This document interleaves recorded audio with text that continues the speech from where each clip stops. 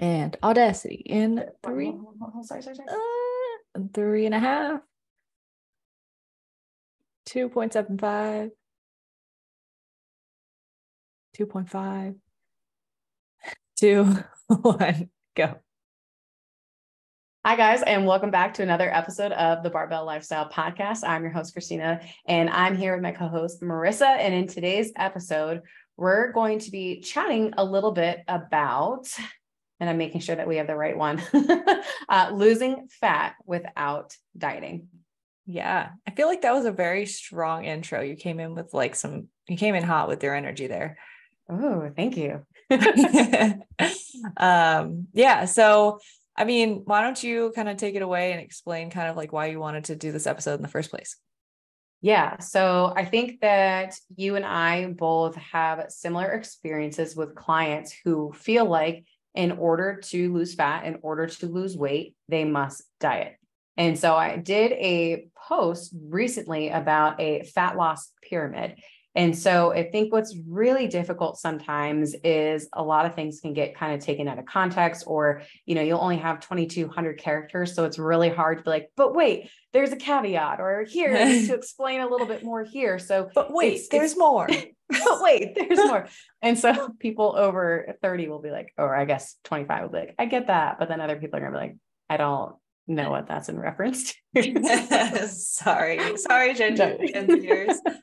No, you're fine. But I think it's hard because we take a complex issue and try to simplify it into like a graphic, or only have a few hundred characters to talk about it. And so the base of this fat loss pyramid was a caloric deficit.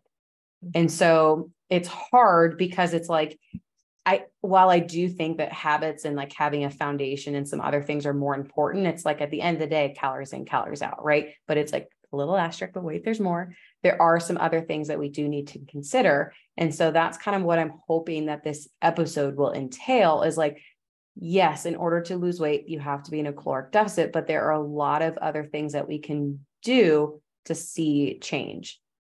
Yeah, well, and the fact that like just because you're not losing weight doesn't mean that you're not making progress. And I think a lot of times people's bodies will drastically change, but they won't see the weight on the scale change for a long time. And a long time is very relative. It depends on what people are comparing that to, but it could be, a couple months, couple weeks, couple years, that we're not seeing the scale change, but our body is drastically changing in its composition. So just kind of a preface to all of this, when we use the term body composition, we're talking about the composition of fat versus muscle and all the other things that are in our body, to make up what we would generalize as body composition. And a lot of times that can be chalked up to like body fat percentage, if you want to look at it that way. But for example, like we hear a lot that, your weight can stay the same and you can lose fat and you can build muscle and you can look completely different, but weigh the same as you did when you started. And ultimately, this is really, really true. And in fact, a lot of times you can be heavier than when you started, when you do this for long enough and build enough muscle and lean tissue that you have like the physique that you want. So I know that's the case for me. And I think for you too, right? Like since we started like 7-10 years ago, like lifting, we are heavier and leaner now than back then. Is that right? Oh, absolutely. I mean, I used to look skinny fat at like 120. And if I get down to 120 now, I look good. Yeah, exactly. I think my starting point was 130, and that was like after high school, like even having gained some weight and muscle then. But that was my beginning of bodybuilding. And then now I pretty much sit at like 145, same, if not leaner body fat percentage. Yeah. So, and I think it's, I don't know if it's just easier to look back on like years of progress, but totally. For some, and you have comparison pictures and you can see it and it's super easy. But when you are in the midst of that body recomposition, it is really, really difficult to be like, am I making progress? Am I not? Because we have kind of been conditioned, especially with like diet culture. It's like we equate, if the scale goes down, we're making progress. If the scale goes up, we're not making progress. We're actually moving backwards. So it can be very, very, very difficult mentally for clients to continue and like really trust the process, because in their minds are like, but I'm not losing weight. And that's what I came to your program to do. Yeah. And they're seeing themselves every day. So they're not like noticing micro changes. Whereas like we only see them virtually, and B, see them once a week, you know, in progress photos if they're taking them that often. And so like, we're really not seeing the changes as often. So when we look at it, we're like, oh my God, this is great. You're making awesome progress. Like we're rolling, we're rocking. And then they're like on the other end being like, what the fuck? Like my weight's not changing. My weight's not changing. But rightfully so, right? Because people are typically not taught how to look at progress in a more productive and holistic way. And so we're left with just the scale and our frustrations around how it's going to fluctuate. And no one teaches us that either. No one teaches us like, hey, here's why the scale fluctuates and all the different reasons. Thankfully now there's lots of podcasts, including ours, that do go into those things. But it's like, if you think about somebody who's like 30, 40, 50 years old and they're struggling with the weight on the scale, it's like, well, 20 years ago, this shit didn't exist, right? So like they were learning for decades, this is how you measure progress. And so I think rightfully so to be frustrated, but it's just like, okay, now like, let's actually try to look at it from a different lens. And I think that can be the most empowering thing when you see like, wow, my body is changing and I am making progress and my efforts have an impact on the way that my body looks. And then we can like build more momentum and freedom from that. Yeah, absolutely. And I think it's, talking about it again, from our perspective as coaches, we do have a lot of those like, okay, this is how we're assessing progress. We see it here, but sometimes being more transparent with our clients and saying, hey, let's look at the wins, like let's look at this. So really trying to get them to reframe and see those non-scale victories is really important. So that's something I think that if you wanted to within this episode that we can dive into.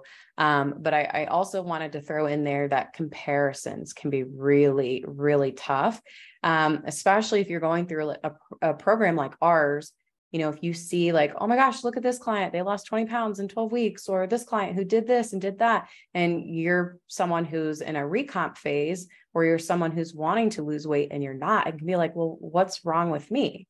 Why am I not making that progress? And so trying to zoom out, like, I think it's hard, but trying to see like, okay, but they may have been in a very, very different starting position than me. Like, they may have been overeating and over consuming. And so for them, just kind of making some changes is going to be enough for them to trigger some quick progress.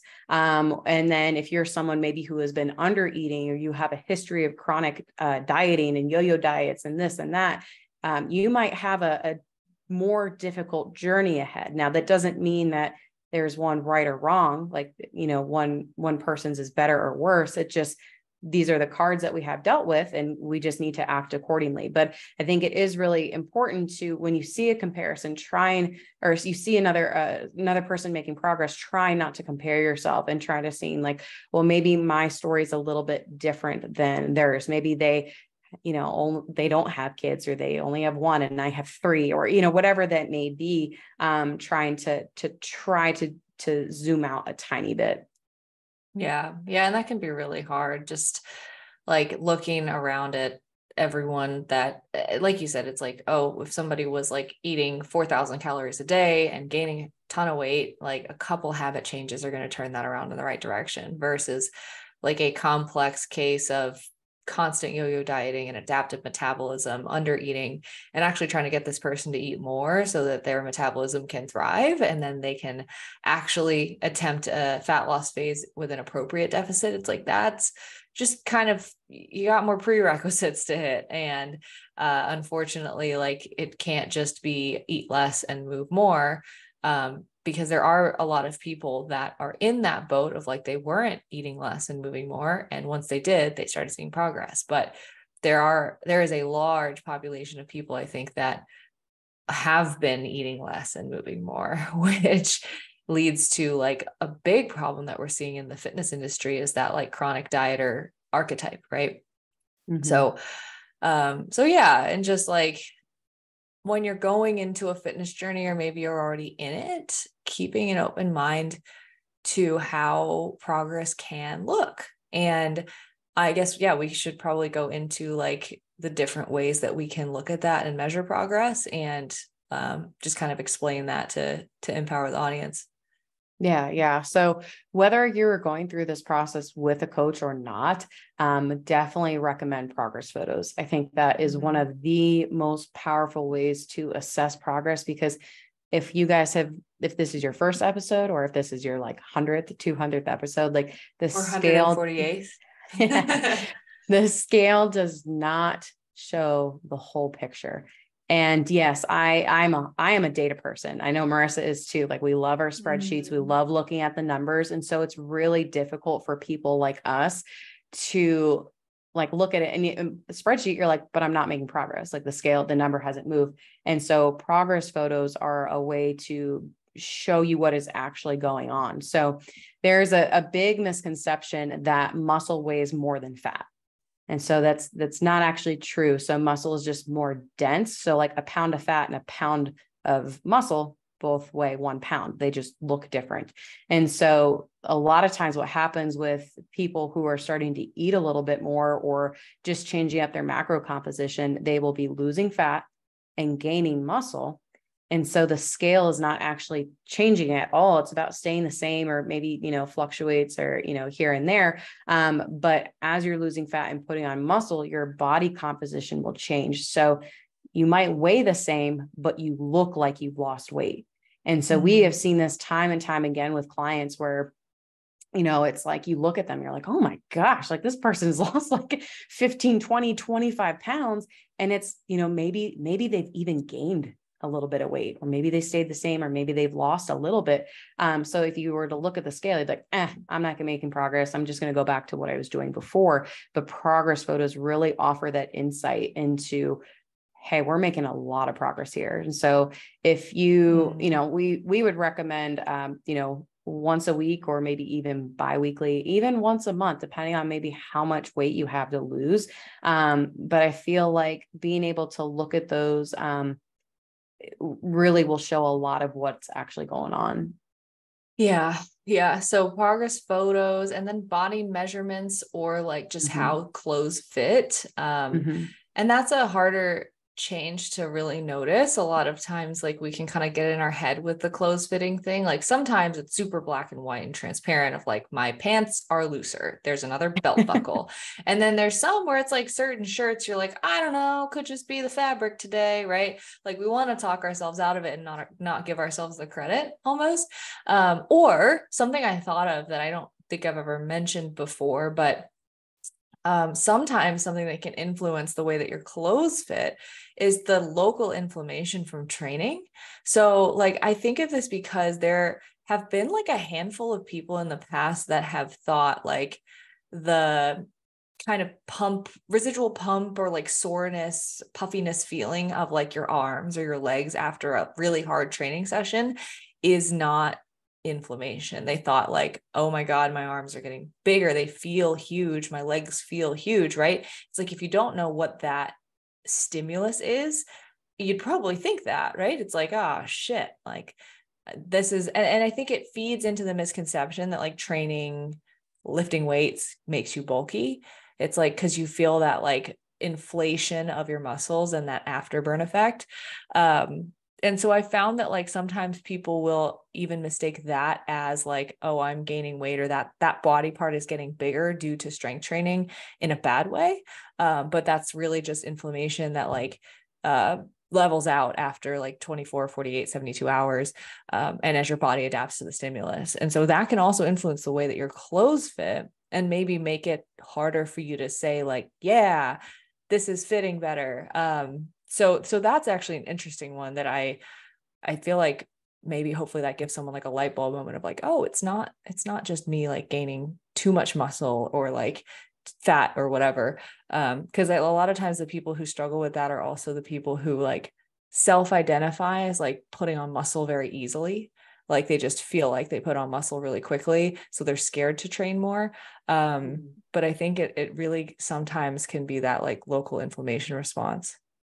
Yeah. And I'm curious if you've heard this and gotten this feedback, but I hear this a lot where clients come to us and they're like, well, my legs are bulky and I'm trying to reduce their size, so I don't want to lift heavy, or my arms are bulky, I'm trying to cut down, so I don't want to lift arms. And Yeah. we're like, no. Let's train hard. Like, let's train everything. But like you Yeah. said, I feel like that inflammation feeling too. They're like, no, they're getting bigger, or, Yeah. And that part's hard because like technically for a while you could go without training. And like if let's say the person has a lot of weight to lose and like they need to lose like 50 pounds or something, and and we let's say we go for a while without strength training, it's like, okay, then those body parts will get smaller, but then we're just at a metabolic disadvantage because we haven't been building our muscle and our metabolism that way. So like let's say you have a lot of body fat to lose and you strength train, so then you're like, my legs are big and my arms are big, and I trained and I have this inflammation response that feels like they're even bigger. And it's like that probably feels shitty. Like that probably doesn't feel good. So I can definitely see where that's coming from, but it's like that gets you to the long-term goal of losing more fat faster and keeps it off better, because once the fat is gone, then you really are left with leaner muscles. So yeah, that's a tricky one, because it's like you have to take into account the psychology of like what they're going through and trying to keep them like engaged in the process through that. So yeah. Yeah. And another thing I was thinking of too, it's like, again, it's like you can measure progress here, here, and here, but wait, there's a caveat, or like, but wait, asterisk. So I was thinking about like clothing and clothing sizes. And so if you are someone who's maybe like 400 pounds and you're trying to get down to like 200, you are more than likely going to see a reduction in your clothing size. Like it's going to be pretty cut and dry. But if you're someone who's maybe like 140, 150, and you're going through some recomp, there's a possibility that you might even go up in size, even though you are making progress, which is, again, it's like the scale, it's like a huge like mind fuck. And so I can speak to this because back when I was in college, there was a time where I was just trying to be as small as possible. And I also wanted a butt though. So like a lot of this didn't like really make a whole lot of sense, but I was a 00. I was really small, like really, really tiny. And as I have grown and trained and I've built that muscle, that lean muscle that I really like, my legs are more defined and they look smaller, but they're bigger. yeah. And so I'm actually probably like anywhere between like a 3 and a 5 right now. So my pant Where do you size, get your pants? oh, 3 and 5. I know those are like junior sizes, but I'm petite. So, so like Well, those are, yeah. So I know it's like at American Eagle, it's even numbers. And then like guys' pants are like 27, 29, 32. Like, okay, so I'm between like a 2 and a 6, like, but also including the 3 and 5. Sometimes I still like, I feel like I'm petite. And so sometimes only junior clothes fit me, but, that's funny. okay, between a 2 and a 6. And that's also a big range as far Yeah. as, cause it depends, where you shop and but like my clothing size has gone up. And so you would look at that and be like, oh, you're regressing, you're not making progress. But in fact, I have. And if I tried to, like, I actually still have, and this actually might be a really funny post for content. But like, if I tried to like put that, like those shorts on my, like, I'd probably get to like right above my knee.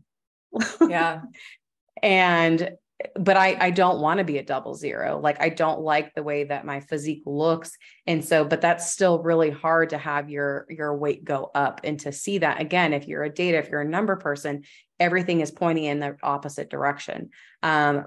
Again, it's easier for us to look back over our timeline, but if you're in the moment, it's like, no, I bought this, this wardrobe, pre-pregnancy or whatever it may be. I'm trying to get back into those clothes. I don't want to buy a new wardrobe. So I really understand. And that can be really, really difficult. So I'm wondering if you have clients who are like that as well, or have Yeah, experienced things like definitely. that. I think the most important thing from it is just to define what is what are we calling progress is really important, because if we are only looking at it from the lens that progress means the scale goes down, like really asking yourself what that means, right? Like, so what else are you associating with the scale going down if that's the only thing that you're caring about, right? And those things that you're probably also associating with, like if you really had to flesh it out, are probably what, like your clothes are fitting looser, you feel toned, leaner, tighter, you have less stomach fat, hip fat, thigh fat, wherever it is that you're like uncomfortable with your body fat.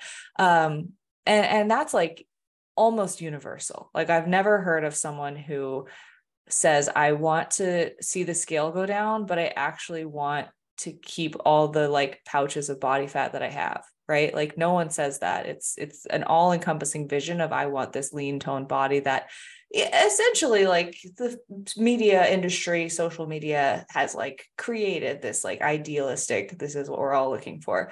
And I think it's like in our human nature to want that. I don't think there's anything wrong with that. But so like, that's what I'm saying is like, when we say progress, we're implying all these things, but we're thinking and saying scale.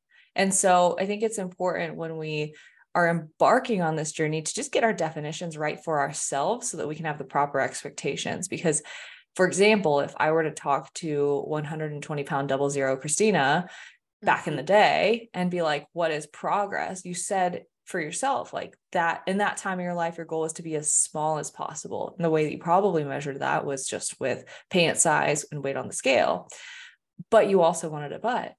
And so like having the expectation that if I want the lean toned, like little tricep muscle and shoulder cap and glutes and hamstrings that look really nice, that the progress might actually be measured in certain measurements going up, in the scale not changing or even going up for a period of time. And it's really, really hard for people in those shoes where it's like, maybe they have like a body fat distribution that's not favorable, but they're generally in like a healthy weight range. It's like, those people are the people where this is tough because you actually don't need the scale to go down. Like if there's someone who's like an apple or pear shape, it's like their limbs are pretty lean, but then like their midsection is heavier. And then they're like, I need to lose weight. You need to lose body fat. You need to lose body fat, because if you just lose weight, it's like everything's just going to get skinnier, but the proportions stay the same. We don't want to shrink the version of you that you already are. We want that redistributed. We want that tightened. We want that toned. So I think I can speak for a lot of people in saying that. Tell me if I'm wrong, but I feel like that's like the universal truth for most people who will listen to this podcast. Yeah. It's like, you thinking you need to lose weight is probably you actually need to gain 5 to 10 pounds of muscle, and that's going to change lose body fat. Yeah. Right. Or, I mean, your body fat percentage is going to go down as you add that muscle, but yeah, so we're getting close to 23. So I think that we should, move on a tiny bit. I don't know if we want to continue going over different ways to assess progress, but, no. One of the things, no. Okay. I feel like that covers a lot though, too. Okay. I was just one last thing to add in is kind of like, there can be mental progress too, like your relationship with food, your relationship with yourself, your body image, how you're feeling about your habits. Like, are those things improving? Because if you're losing weight, but you're not changing your habits and you're not changing anything about how you approach certain things, that's not going to be sustainable progress. So really making sure that we have that foundation first, and it may take a little bit longer than you might have expected, but I still believe that like progress is progress. And if we're not plateauing, like, let's just kind of keep going. So that's my little. No, that's a great point. I think, and the person who's like, no, fuck that. I want the scale. Like, I want the numerical progress. Give it to me. Like, here's why the mental stuff is important, even though it's like, okay, but that doesn't replace the fact that I'm not seeing the changes. And I agree totally, like that. And that part is, but the reason why it feeds into it is, think about it this way. The person in poverty who wins the lottery almost always ends up back in poverty again. That's a statistic. And then there's billionaires and millionaires that lose everything and they make it back again quicker the next time, and the time after that, and the time after that. Why is that? It's because the person that they are, the mindset that they have, and that they have cultivated for themselves is what creates those results. And so if you are somebody who has lost the weight over and over again, and you're not keeping it, or like you are reluctant to focus on or celebrate the wins that are the mental side of things because you want the physical numerical progress, part of the reason you might not be seeing that progress is because you haven't shifted those beliefs, identities, relationship with food, how you handle situations enough to actually kind of be earning that physical byproduct, right? And so I like that analogy a lot with like the lottery, or the people who lose it all and gain it and get it back, because I think it really does say a lot about like you become, and the material, physical things that you have are a result of who you are and the work that you put in your mind. Yeah, no, that was perfectly said. So, when it comes, and I feel like you and I, again, are very similar in how we approach fat loss without dieting, is like dieting is kind of like the last resort. Like, we don't want to diet if we do not have to. If we're seeing progress without doing it, it's like, let's keep going. Like, let's keep doing this. So a lot of other things that we can do in order to see progress that don't involve jumping into a caloric deficit. So I kind of like to, like, there's the analogy of like, you have, a gun and you have a certain amount of rounds, and we don't want to fire everything off at one time, or tricks up your sleeve. We don't want to just like throw everything out onto the table and then we plateau. And then there's nothing else that we can do because you've been bottomed out. Like, you're doing all this cardio, you're eating 1,200 calories. And that's where a lot of people end up. So what we want to do is, again, change those habits. Let's just change a little bit of stuff. Once you've got that down, cool, let's change up a few more things. And that's how we want to continue making progress. And so I think it's hard sometimes. A lot of women come into our program, they feel like they're not doing enough. I'm not making progress quick enough. Like, what are my expectations with dieting, with fat loss? Like, how does all this work? Because I think that sometimes as coaches, we're like, cool, we're on track. We're doing awesome. We're seeing all this progress. But from a client's mind, they're like, okay, but sometimes I feel like the end result to them and what they're trying to get to is dieting. So we'll go into like another episode with like how you can earn your fat loss phase. But I think just for here, like, knowing from a coach's perspective, we don't want to dive into dieting too soon if there are other ways that we can make progress. Yeah, absolutely. Yeah. And I feel like that's like process focus. So you guys will hear that next week. But yeah, hopefully with this episode, you've been able to look at your progress a little bit differently and celebrate changes that you might not have even known were there, or just have a better lens moving forward in how to continue looking for those pieces of progress. And yeah, just be more like, what that does, right, is you're more satisfied, you're happier as you go throughout the journey because you're able to celebrate the wins throughout. So yeah, just making the process more enjoyable as well. Do we want to talk about plateaus, like a true plateau versus a recomp? Do we want to talk about that? Yeah. Essentially, I was just going to say with that, like, recomposition, right? The replacement of body fat versus muscle. It's like, it can look like a plateau on the scale. It will. Your scale probably won't move. You'll probably stay within a certain weight range.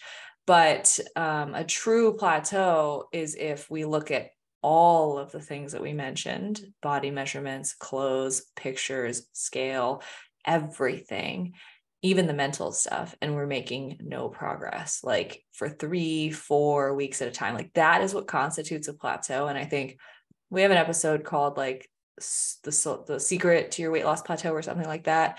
We should probably do a revamp of, but that explains how to get past those plateaus. But usually, like, a lot of times, if the scale's not moving, like, we really just got to look in the right places. And if you're doing the things right, like if you are strength training, eating right, having lots of protein, having a moderate amount of calories, like, you will most likely continue to recomp indefinitely. Like, this doesn't stop. There's no end point. You can always be recomping. So I think it's just keeping that perspective in mind if we're frustrated or looking like we're at a plateau. Yeah, that's perfect. Anything else that you want to add? I don't think so. Okay, cool. Right under 30 minutes. So we hope that you enjoyed this episode. And if you haven't already, make sure you're subscribed to the podcast. You can find both of us on Instagram. You can find me at Christy Lynn Fit and Marissa at Marissa Roy Fitness. Thank you guys so much for listening, and we hope to see you back next week.